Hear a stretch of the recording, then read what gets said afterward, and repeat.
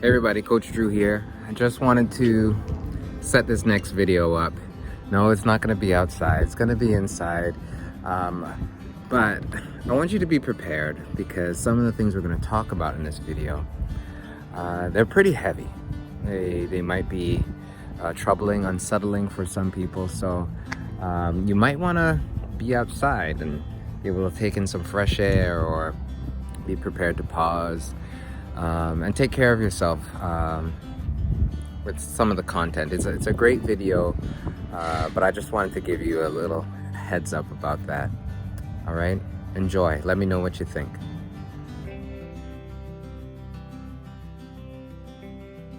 Let me introduce my dear friend, Dr. Joan, a woman who I respect so much. She has done such great and, by my estimations, really quick and deep work with people in the area of forgiveness and trauma. So every time I speak to her, I learn something new, several new things actually. So I know you're going to learn a lot. I'm looking forward to introducing you to my friend, Dr. Joan Samuels Dennis.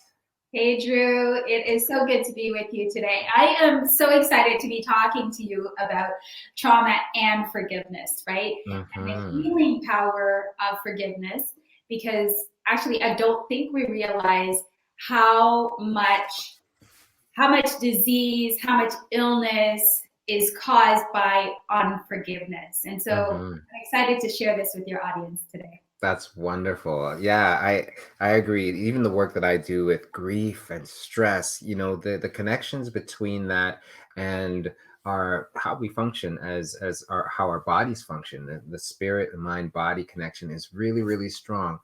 And you know, you're talking about something that I have not heard about before, the trauma triangle. Right. What is the trauma triangle? Yeah, so, I think we all know by now, or at least we should know by now, that every single person on the planet has experienced a trauma. And in fact, I would go as far as saying we've all experienced 3 unique events in our lifetime that really cause us to feel overwhelmed, to feel a great sense of anxiety and fear, and also in a way to feel like we were being punished, right? That's really my definition of trauma. Most people identify a trauma as an event. And I want to take you out of that sphere of thinking about a trauma as not so much the event, but our response to the event. Hence the reason why I talk about our response is feeling overwhelmed. Our response is feeling anxious and afraid. Our response is, I'm being punished. Something is going very wrong here that shouldn't be going wrong. And so our response is then what moves us into the territory of trauma. And in most of the events that go wrong in our mind, there are 3 players that are in that event. There is the person we would call the persecutor. So that's one part of the triangle. This is the person that we feel has done the wrong. They are the ones who have victimized, who have hurt, who have wounded. On the other hand, there's the individual who is wounded. It doesn't always have to be ourselves, but there's a victim. And this is the person who receives the wound. This is the person who is feeling as though someone is doing something very wrong to them. And then there is the person who should have and may have, but either should have and did not rescue us. So the triangle is composed of these 3 parts. Okay, so let's slow down. Yeah. You're downloading a lot. Let's just backtrack a little bit. Yes. So let me make sure I understand this. For starters, you highlighted that trauma is not the event. Right. It is more so our response to the event. Yes.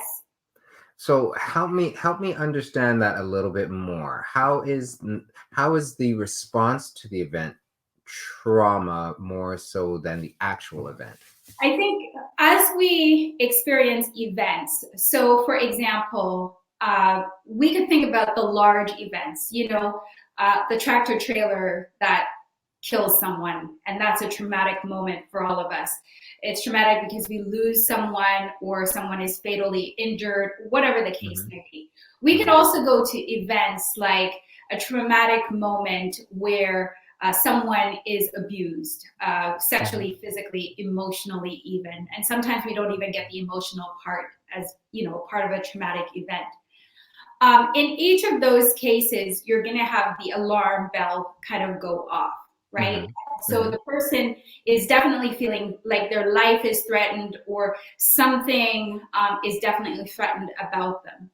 But there are also these micro events that happen where we feel exactly the same thing, but nobody else might register it as one of these large and looming events that we need to pay attention to.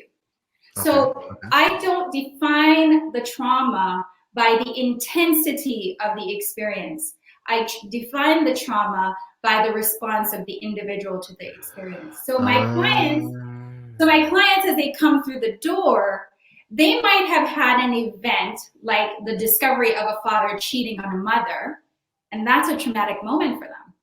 And for some of us, that might not be a traumatic moment at all, right? I see. So it puts all of us on a level playing field where we simply recognize that we're going to encounter 3 distinct traumatic events in our lifetime. And those events are unique to us, no one else. So I don't need to leverage my trauma against your trauma or whatever the case may be. I just simply, as a therapist, I look for the response. And the response is typically recorded on our bodies. So let me slow you down again, Joan, because I know you're moving fast, Joan. You're moving fast. Let me slow it down. I'll try. No, that's okay. You can go at your pace. I'm just gonna interrupt because this is really, really good stuff. Okay, I know you got a whole lot more to give, but yes, it makes a whole lot of sense because a lot of the times we don't see our experiences as traumatic because we're judging them based on other people's definitions of trauma. Yes. So my dog dying, or me getting hit by a car, those might be big things, but me losing a doll, right, that my response, my emotional response, my experience of that could be traumatic for me. So it's about not just the event, but the impact on that particular person at that point in time. That's what you use to define as traumatic. Yes. As trauma. And so when a client walks through the door, they might also not be clear on how to define a trauma. But as we speak together, I am then able to say, okay, and here's a key question that I use, and this is what your audience might also want to use as a key question. What was your saddest childhood memory, right? Now, a lot of us, when we are asked that particular question, we don't go to these very intense activities. We go to a very specific zone. And whenever you ask a person, what was your saddest childhood moment, then they are going to isolate a moment that often means they became disconnected from someone, or someone died, or they will talk about a moment where there was this interaction between themselves and typically a parent. And that event was what caused the great sadness. Connected to that event is the traumatic response that usually then comes forward. And it can be as simple as watching your parents. I shouldn't say simple because it's never simple, but it can be, for example, watching your parents getting into an argument. It doesn't even have to be a physical altercation, but there's a defining and distinct thing about this particular argument amongst all of the arguments that they may have had that then cause the person to feel like this is all too much for me, feeling like this is a great punishment for me. So not only do we have the event, but we have our response to the event. Yes. And that creates for us this trauma triangle that you talked about, where there are multiple figures, or 3 figures, 3 roles in there. There's the victim, there's the persecutor, and then there's the rescuer. Yes. Okay, I think I'm getting it. I think I'm following it. So then fast track for me, because I want to hear a little bit more about how you help people with these moments, and specifically if you could relate it to this upcoming webinar about what people are likely to learn or experience with you. Mm-hmm. So this Thursday, I'm putting on a webinar. It's called Detoxify and Overcome the Trauma Triangle in 40 Days. I have just published a 40-day forgiveness journal. I've dedicated it to my Black brothers and sisters. And knowing that a lot of the traumas that we have experienced are historical traumas that continue to be registered on our bodies through a process called epigenetics, kind of like the transition of a memory of a traumatic moment from one generation to the next without that generation actually experiencing that trauma. So there's that component of this as well. But can you briefly explain how that works? How is it possible for trauma to be translated from one generation to the next without the next generation actually experiencing that? right, scientists have done numerous studies now where they have looked at the memory of a trauma moving from one generation to the next. And what they have done for this particular studies, or a series of studies that were similar, they used rats. Now imagine a male and a female rat in a cage, and the cage has at its base electricity, or the ability to turn on or off electricity, right? So the rats are in the cage, they flip the switch, the rat goes scampering all through the cage because the electricity actually hurts it. And so the rat then has this response of shivering, of running. Some of them actually play dead after a while because the shock is too much, too severe for them. They don't die. But now what happens is, in some of these studies, what they then did was they took some male rats who were exposed to the shock, and then they mated them with female rats who were not, right? So males are exposed, females are not. Then they actually mate them and then breed children. They did the same where they took rats, males and females who were both shocked, and again did the same thing. And then, the other, whichever is left, with the female not experiencing it, the male experiencing it, and then also mated them. When they turned on the shock, there was a rose that was present. So an actual physical rose was present. So the rat is seeing visually the rose is present. In some cases, what they also did was they sprayed a perfume. So it was more of a scent as opposed to a sight. Then what they did was, after they bred the rats, their children were not shocked at all. But what they did was showed them the rose or sprayed the scent in the atmosphere, and they had the same visceral response as the male and female mother and father. They then bred those children who were not exposed to the shock. And then this now is the second generation. They showed them the rose, they sprayed the perfume, same response, same visceral response. And that response continued for up to 4 generations. So we call this epigenetics, an actual memory that goes from one generation to the next of the trauma. And it's almost like whenever you show the trigger, that thing that was present when the person, the generation before actually experienced it, that is the memory that continues. And then, of course, the actual response. So Wow. That's the reason, if we're talking about Black people, right? If we're talking about Black people and an entire race of people who've experienced slavery, and yet also experienced the continuation of anti-Black racism and all of the various ways in which racism continued. Not only was there a moment for the first generation, but there's a moment for the second generation, and the next, and the next, and the next. And so we carry in our genetics, in our DNA, in our blood cells, the memory of what our forefathers have experienced. And a lot of us are having these triggers, even in our relationships with our partners, that, of course, they're about our own experiences, but some of them are also memories of the traumas that the generations before Right. endured. Wow, Joan, that explains a whole lot. Uh, wow. I'm just trying to take this in, and I'll be honest with you, part of me is a little bit divided because Yes, while it explains so much, part of yes, me doesn't want it to be true. right, right. Right?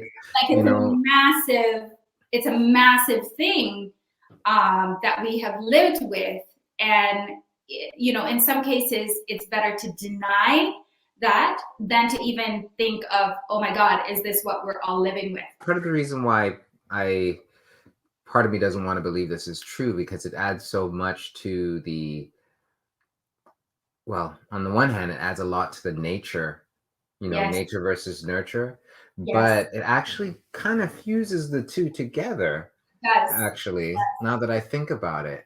Yes, Um, and perhaps the healing component that you're going to introduce is the way out of a cycle that has been kind of jump started for many of us, because yes, some of the people I talk about when we talk about racism, and even including Black people, some people don't believe racism exists. Some people believe, you're using it as an excuse. Some people are saying, no, it happened, it's real, it's still having an impact. So I think it makes sense that just because something can be passed down from generation to generation doesn't mean it impacts everyone in the same way. To your point, like what I experience as trauma may be different than what you experience as trauma, but that's also informed by things that I haven't directly experienced. So it's a whole mixed bag of stuff, that possibilities that we can experience.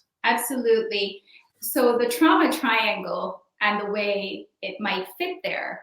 And so let me use a historical example. I actually, and some of us have memories, right? So I actually helped a young lady the other day move through a forgiveness of a memory she had that was really of her grandfather. And in our history, there is a particular strategy that is a fear mongering strategy that was used particularly against Black males. It's called buck breaking. I don't know if you've ever heard that term. Mm-hmm. Okay, and so imagine a male. The male is respected amongst the people in the community, whether it's on a plantation or wherever it is.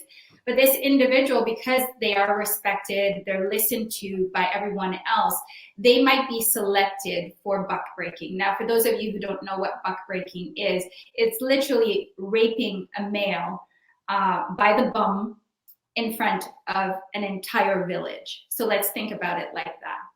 So I want you to see the parts of the triangle that are present here. There is a white male, and this white male might be the overseer or some other person who is overseeing all of the slaves, whatever their title is. But this individual chooses this particular violent means of bringing everybody to their knees. Now, how do they do that? That person would be considered the persecutor, right? The victim would be considered the person who is broken, right? And this truly is a breaking of the individual. The other people who are present should be playing the part of a rescuer. Like everybody should charge forward. Everybody should overcome this single person or maybe a few other people should take charge and overcome that individual. But everybody is just kind of silent. They stand in horror and they watch this thing happen. Okay, I'm going very kind of extreme in this situation because I need you to see the parts of the triangle. All right, as everybody is experiencing this moment and you would be an outside observer, you're now able to see those people who should be rescuers but aren't. You are able to also see the person who is the persecutor, and then you're able to see the victim. But as the observer, and in fact, every person in the scene, you will now become each of these persons at different times. So, for example, the person who is the persecutor, Obviously, there's a violence that is taking place. It is overwhelming. It causes great fear. This person is sending a message. I'm going to break another individual in front of you. I'm going to bring them to the lowest level of shame. I am going to bring them to the lowest level of fear, and they can do nothing about it. And in fact, you can't do anything about it, and you're watching this happen, right? And I don't have to break all of you at the same time by doing the same thing to all of you. I just needed to do it to one of you and have you watch, and his experience will be your experience. That's the persecutor. So now let's go to the victim. This person is being humiliated in front of not just one person who is the persecutor, but all others who are watching. And it is sometimes the sense that I should be saved and no one steps forward and does anything, that the victim can get trapped in this particular kind of thought and belief. No one ever rescues me. No one is for me. Everyone will always watch. They will watch something really bad happen to me. I will never be rescued by anyone in this scene. And then, of course, there are the people who should be rescuers that are absolutely powerless themselves. And so their inaction is because of their lack of power or their inability to come together as a group or to draw on the strength within themselves to actually act and save the person who is being harmed. Now, as we are watching this scene, eventually we can play the part of each of those individuals. So I can be someone in that scene now who desires to rescue, but there's a great shame about the fact that I didn't rescue. And so, are you saying that when we play that role, is that with the memory, or is that yes, as things are being acted out in real life? Yes, so it's with the memory. So it could be that years later, because of that particular event, I become a rescuer in every situation. You look like you need help. You perhaps don't even need help, but I'm going to come and I'm going to rescue you. So we can get trapped in that kind of position as well. We can also then, even as I'm desiring to rescue others, become the persecutor. Why did you do that? How come he even decided to do that to you? You know, so you can be the person who then desires for the persons to behave properly so that they're not injured, right? Or you can then start going shaming and blaming other people who, for whatever reason. And then, of course, we come back to the victim, right? So we can play the part of the victim, and we take on all of these roles in different times, in different spaces. And because of that, we remain in this toxic kind of mindset. What I'm hearing you say, Joan, is that as a result of an experience, whether it's one generation or more above us, yes, we can experience this epigenetic memory. Yes. And we, without necessarily seeing these memories, yes, we live out these memories or experiences in particular roles. Yes. Whether it's as the victim, as the persecutor, yes, or as the rescuer. Yes, and even more fundamental, what can happen is we repeat a pattern of violation without even knowing it, right? So 2 generations down the road, you might find that somebody is persecuting you. It might look different, but there's a persecution and it resembles a violent crime. It might even resemble a rape. And there is the replaying of that same element without even being conscious of it. Wow. You know, I imagine that as people are watching this, because, you know, even I was having experiences as I was listening to you talk about buck breaking. I felt my insides kind of just collapse and weaken. Yes. And, you know, when you talk about the shame, I was also reminded of the literal pain, yes, you know, that is inflicted on people. And whether it's buck breaking or I forget what the name of it was, where, you know, the souls of men and even women were broken because they were forced to watch their children or their partners, you yes, know, be raped, you know, over and over and over again. Or like, you know, when your daughter became of age, or even before, when your son became of age, and you'd have to watch, you know, what does that do to someone's experience of sexuality and sensuality Right. for generations, because now I'm seeing it. You not only can become the, or live out the victim role, but then also the persecutor role. Yes. Like Yes. you then can enact these things for one reason or another, and then you get, you know, mummified in essence, like you're unable to move and and and exact justice or stand up and protect people. And I guess maybe I'm just fast tracking, but you can also play out all of these roles. That's it. They are interchangeable. And so sometimes you will find that you are the rescuer, but you also the persecutor.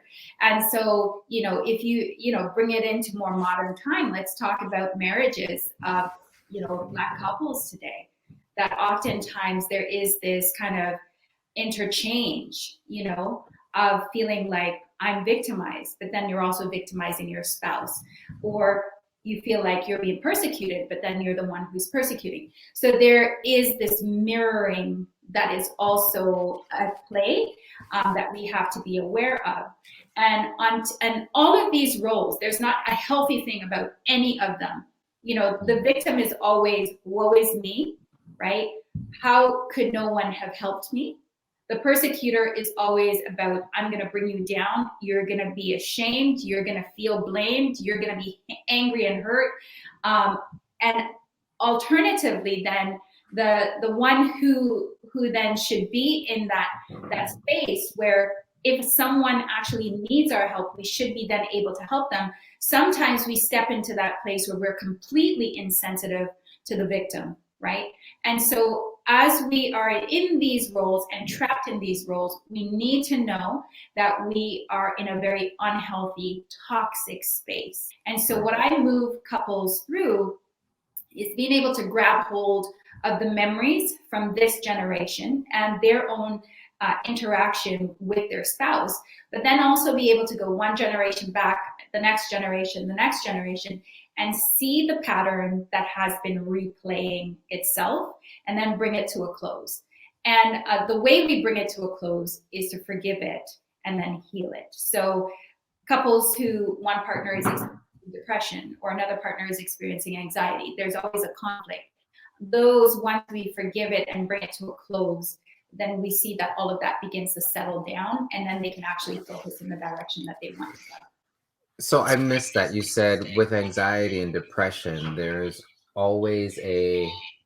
Well, I'm just suggesting that where there are couples who may be experiencing symptoms that we identify as mental illness, that really there's a trauma that is present there.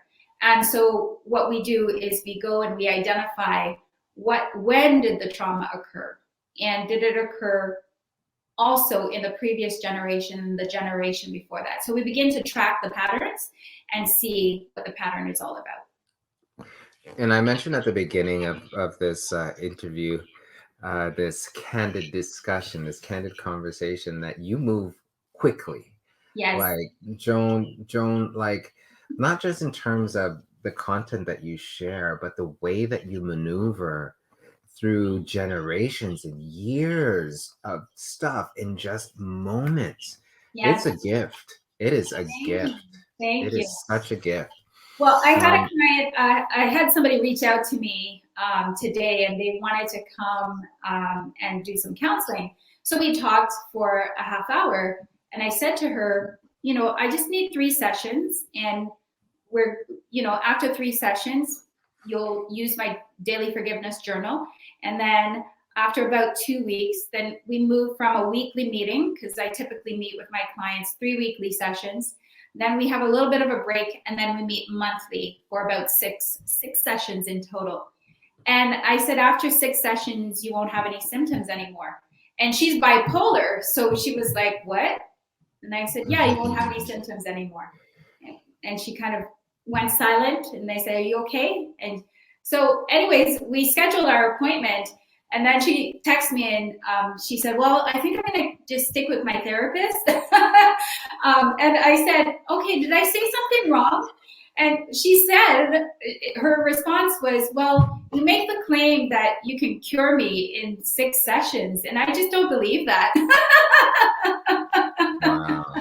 And so I said to her, come when you're ready. Obviously, you were in a place where you wanted this, but now that I've described it to you and suggested that you could actually be cured and be healed, it's too big a shock to think about being healed altogether. But yes, in 3 sessions, my clients are typically symptom free, and then I teach them how to maintain it. I actually tell them what I do and I teach them what I do, so they then have the power to continue the process within themselves. Now, we always need assistance. So I'm not suggesting that, if they need me in the future, they cannot come back. But what I suggest to them is, I'm going to teach you a process that's going to maintain where you are now. And so forgiveness is a lifelong journey. That's why Christ had to go to the cross, and he had to literally take all of humanity's wounds. And that's what the cross is all about. So when we forgive, we have to be Christ-like. We have to take it literally all on. We have to literally go from the individual now to family, now to communities, now to countries, now to like humanity and how humanity has wounded itself. So when we go through the journey and the process, it's really a purification process that I move my clients through. They may not know that at first, because forgiveness is somewhat, the way that I do it is a little bit foreign, but for the most part, eventually they come to recognize, oh, I really do feel like I've let go of this thing and it just doesn't come back, so. Wow. Yeah. Joan. So much. There's so much to unpack here. There's absolutely no way we can do it all in one conversation. I definitely want to speak with you again another time, more about forgiveness and what that looks like and how it works. But what can people expect to experience at this webinar that you're going to be doing? Yeah, so we're going to be unpacking what the trauma triangle is all about, how it shows up in our modern day relationships. And then I'm going to, for everyone that comes to the webinar, you're going to get a free copy of my daily forgiveness journal. And this is a 40-day journal. So literally you can treat it like a 40-day in the wilderness kind of journal, where you literally day by day have a task to accomplish. And some days that is to do with forgiveness. And then other days it's a reflection. And then other days it's kind of like a historical kind of review. But each day that you move through the journal, there's another layer of healing that is happening. So I'm going to be giving each person who comes a copy of this. And then we're going to spend some time really talking about how to use this and use it properly, so that it brings the healing that you are desiring in the 40 days.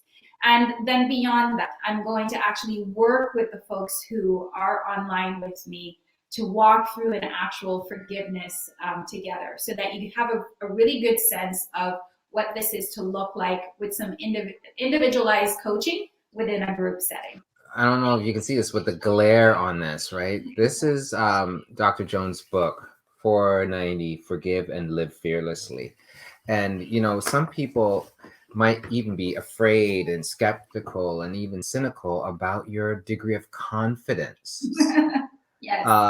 Your use of the word cure, your use of language like healed. Yes. And, it on the one hand, I can appreciate that, especially if we've been living with different paradigms about mental wellness, mental illness, if we've been in systems and things of that nature. But sometimes we're afraid to hope.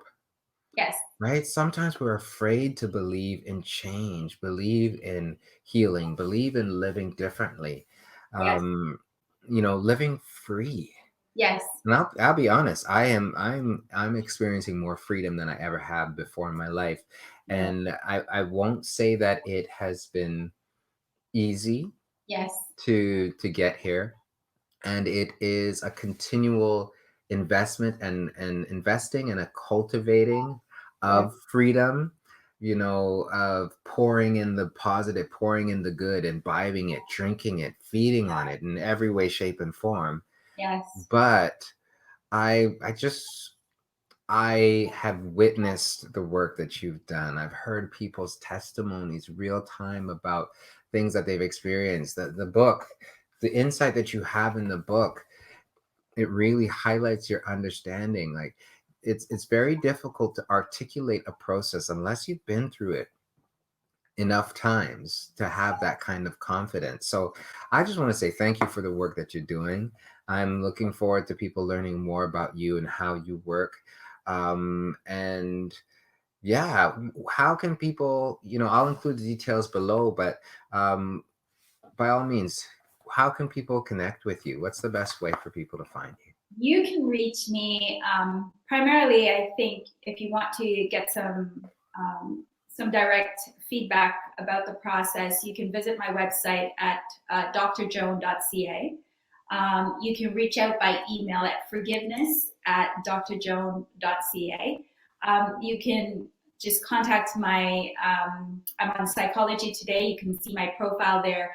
You can also, on my website, you'll also find my phone number. So you can text me or call me directly using the phone number that's there. I definitely want to come back to so many points of this conversation, and share some more of your wealth of experience with everybody. If you're watching this video and you have more questions, reach out to Joan for sure.